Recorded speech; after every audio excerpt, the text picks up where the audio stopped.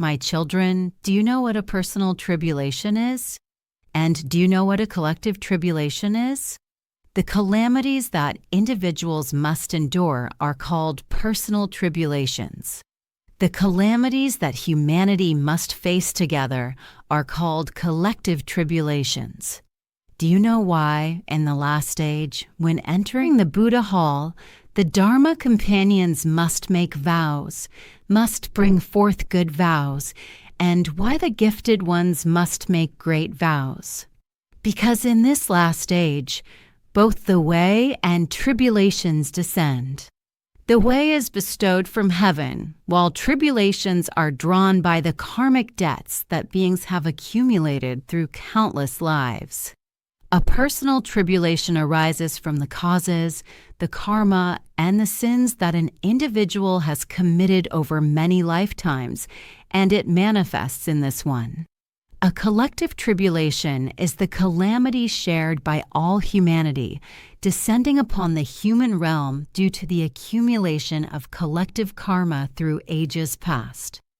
What is called karma collectively created is not because people conspired or planned together, but because, without agreement, all beings have continually committed killing karma, without interruption, from ancient times until now.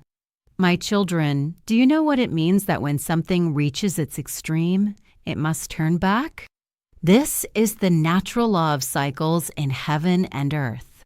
When humanity creates too many sins and karmic debts, once it reaches a certain limit, it will surely encounter the natural backlash of calamities and disasters. The causes and karmic debts that beings have accumulated over tens of thousands of years are now beginning to be fully settled in this last stage. That is why disasters and tribulations keep descending continuously throughout the world. What is called unending is that tribulations and calamities never cease to fall upon every corner of the world. Sometimes it is a great calamity, sometimes a small misfortune, yet all arise without end.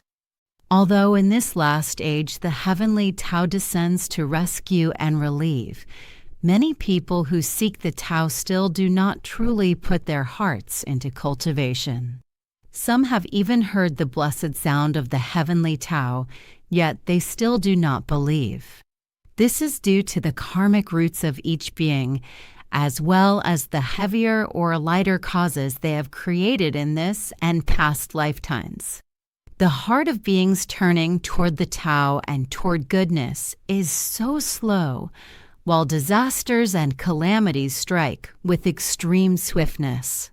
In just a few seconds or minutes, the lives of thousands, even tens of thousands, can be taken away.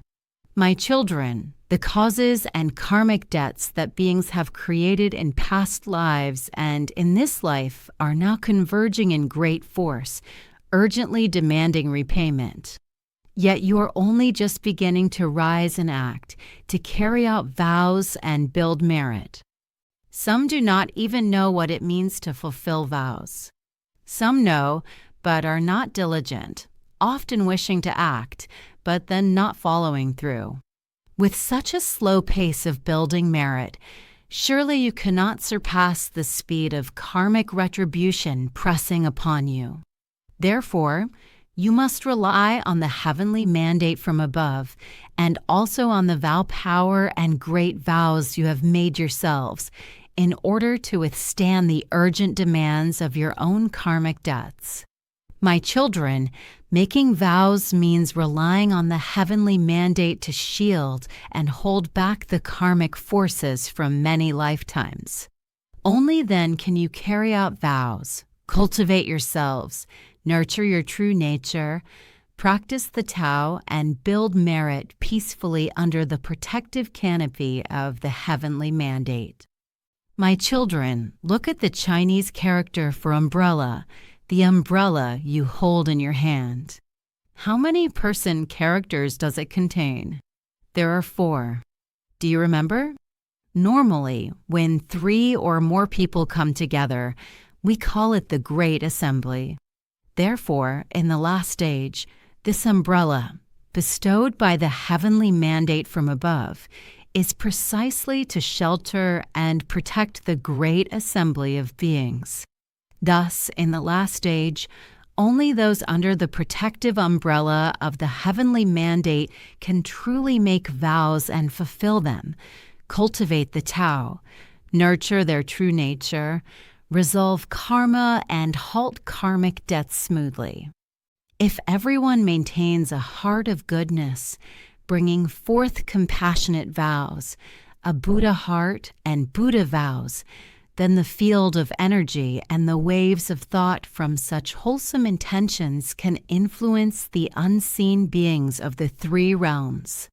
At that time, those with good karmic affinity will come to assist the Tao, and those beings who are not yet good, who still hold evil thoughts or follow heretical ways, can turn back, abandon evil, embrace goodness, transform their thoughts, and return to cultivating the true Dharma.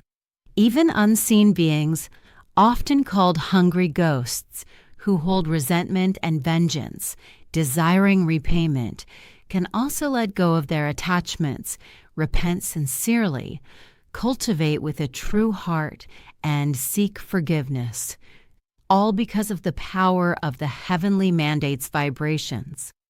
So, my children, you must know that thoughts, vibrations, and energy fields always influence one another. If your good thoughts, your pure vibrations, and your wholesome waves of mind are strong enough, they can transform the thoughts and energy fields of even the unseen beings. Why are the unseen beings willing to change their vibrations and energy fields? It is because you have made great vows, willing to rescue the unseen beings of the three realms. When they sense your sincere heart and pure intention, seeing clearly that you truly wish to save them from suffering, they naturally feel moved, are touched, and become willing to change their own vibrations and energy fields. Yet, helping unseen beings to truly change their vibrations and energy fields is not easy. Without a physical body, their cultivation is far more difficult than that of visible human beings. Therefore, you must keep a heart like the Buddha, make vows like the Buddha, and possess virtue like the Buddha. Only then will you have the power to transform the vibrations and energy fields of the unseen beings in the three realms. You must hold hands, unite hearts, and strive together with greater effort if you wish to succeed.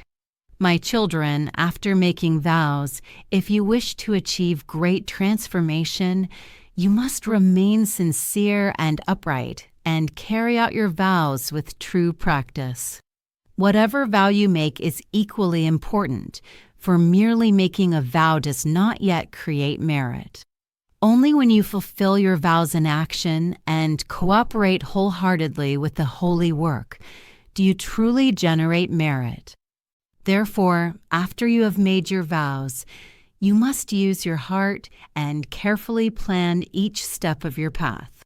In this way, your journey of carrying out vows and repaying them will become ever more steady and strong. My children, is there a difference between making vows with a written petition and making vows without one? Many people think that as long as they themselves make a vow in their heart and express it to heaven, surely heaven, the Buddhas and immortals will know. So why bother to prepare a written petition?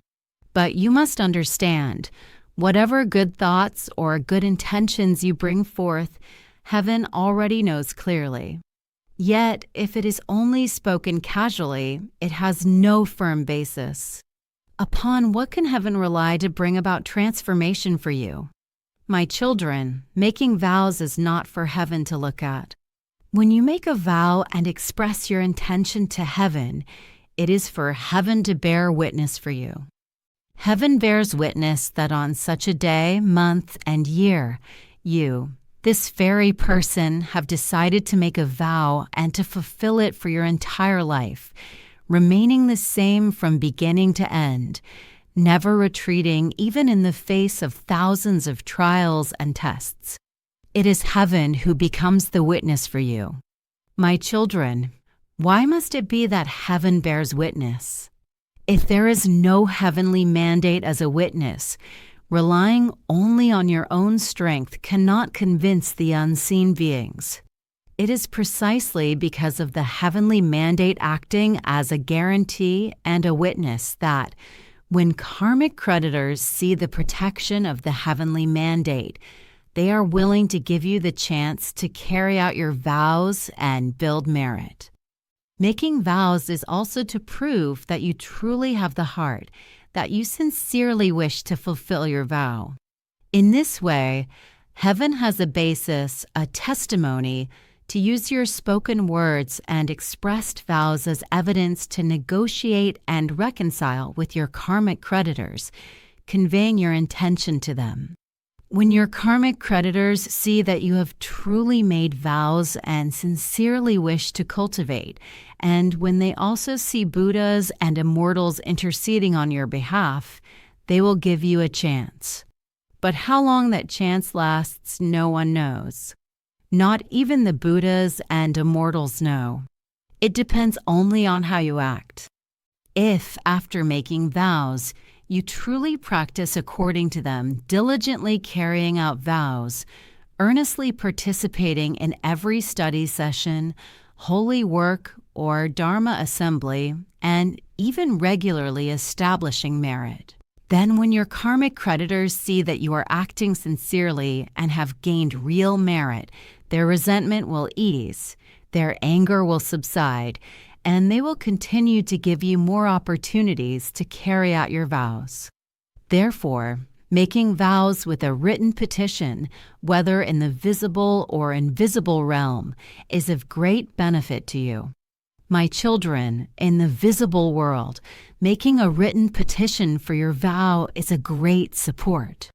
Once you have made your vow before the Buddha and recorded it in writing, you will naturally take it more seriously and be more careful with the vow you have made. This is very different from making a vow only in words, without a written petition. On the other hand, those who make vows without a petition often have an unstable mind. When invited to social gatherings or banquets with friends, relatives, or colleagues, they easily let go and excuse themselves, thinking, "It's just this one time eating meat, just this one time drinking wine, it should be fine. After all, I have not made a written petition before the Buddha." But one time becomes 2 times, 3 times, and eventually it all becomes nothing. My children, you often find excuses, leaving yourselves a way to retreat. Naturally, you then do not want to persist in keeping your vows. As a result, the determination to practice according to your vow becomes weaker and weaker, and in the end you may abandon the vow completely. Therefore, making vows with a written petition has the power to bind, remind, and discipline you. It helps you to be worthy of carrying the heavenly mission, to proclaim the way, to cultivate the Tao, and to fulfill your vows. At the same time, it gathers and strengthens your karmic affinities for cultivating the Tao, keeping you united with the heavenly mandate, practicing systematically and steadily without straying off course or losing your path. When you encounter obstacles and adversity, the written petition also allows heaven to more easily arrange benefactors and wise teachers to come and support you, so that you do not fall, give up, or destroy your wisdom life and your karmic connections to cultivation. My children, in the unseen realm, when vows are made with a written petition, then your ancestors of many generations, as well as the karmic creditors connected to you, can more easily receive blessings and ascend. At the same time, the merits you have built will not easily be lost. When merit is preserved, then your own karmic forces can be transformed and turned around. Once karma has been transformed, your mind and spirit in daily life will become more stable and focused, with less disturbance from the unseen, and your wisdom will naturally expand and shine more brightly. My children, always remember, never halfway, when facing adversity or trials, regret the vows you have made. For making a vow may happen in a single moment, but fulfilling that vow lasts a lifetime. Dear friends, if you find this video helpful, please take a moment to give it a like, subscribe to the Divine Grace Teachings channel, and share it with other fellow believers. The merit is boundless. Thank you to all the angels of God.